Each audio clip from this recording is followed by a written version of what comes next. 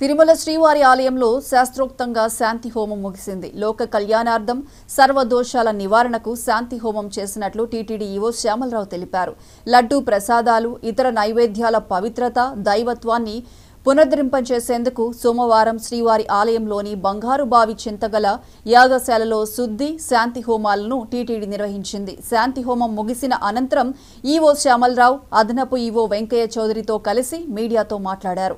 యాగశాలలో సంకల్పం, విశ్వక్సేన ఆరాధన, పుణ్యవహవాచనం, వాస్తు హోమం, కుంభ ప్రతిష్ఠ, పంచగవ్య ఆధారణ తదితర వైదిక కార్యక్రమాలు నిర్వహించినట్లు ఆలయ ప్రధాన అర్చకులు వేణుగోపాల దీక్షితులు, ఆగమ సలహాదారు మహాన రంగాచార్యులు తెలిపారు. ఇక పూర్ణాహుతి అనంతరం కుంభ ప్రోక్షణ నిర్వహించి విశేష నైవేద్యం సమర్పించినట్లు చెప్పారు. ఇక నుంచి లడ్డూ ప్రసాదాలు, నైవేద్యాలకు ఎలాంటి దోషాలు ఉండవని, భక్తులు సంతోషంగా స్వీకరించవచ్చని తెలిపారు.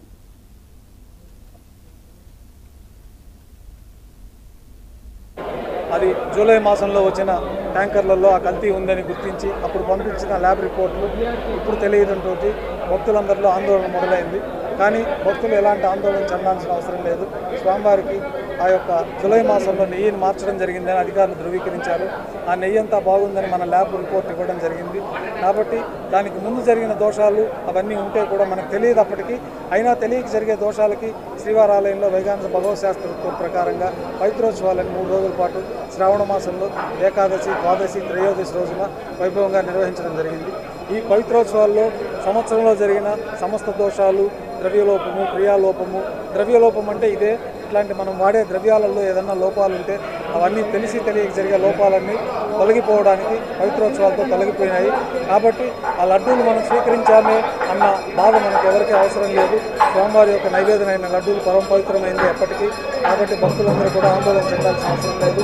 అయినా మనకి ఇటీవల ఒక వారం రోజుల ముందు అప్పుడు జరిగిన కల్తీ రిపోర్ట్ ఇప్పుడు తెలియవచ్చినందువల్ల ఆ యొక్క తెలియసిన శ్రవణ దోషం అనేది ఒకటి ఉంటుంది.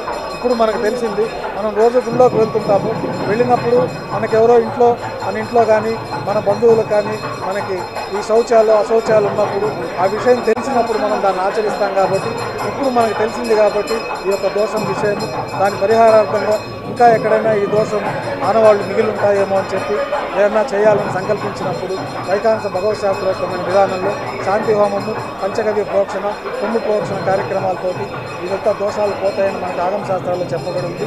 ఆ యొక్క కార్యక్రమాన్ని ఈరోజు ఉదయం 6 గంటలకు ప్రారంభించి ప్రజలందరి తరఫున, దేశ ప్రజలందరి తరఫున స్వామివారి యొక్క ఈ జరిగిన దోషానికి ప్రాయశ్చిత్తంగా ఈ కార్యక్రమాన్ని ఈవో గారి చేత సంకల్పాన్ని తీసుకొని మనకు 9 మంది అర్చకులు, తర్వాత విశేషంగా 10 మంది వేద పారాయణదారులు విశేషమైన సూక్తాలు పఠనం చేస్తూ ఉన్నారు. అట్లాగే దివ్య ప్రబంధ పారాయణము, విశేషంగా వైగానస ఆగమోక్తమైన మంత్రాలతోటి 3 హోమగుండాలలో ప్రత్యేకమైన సూక్తాలతోటి ఈ దోష నివృత్తి కోసమని విశేషమైన హోమాలు జరిగింది. అది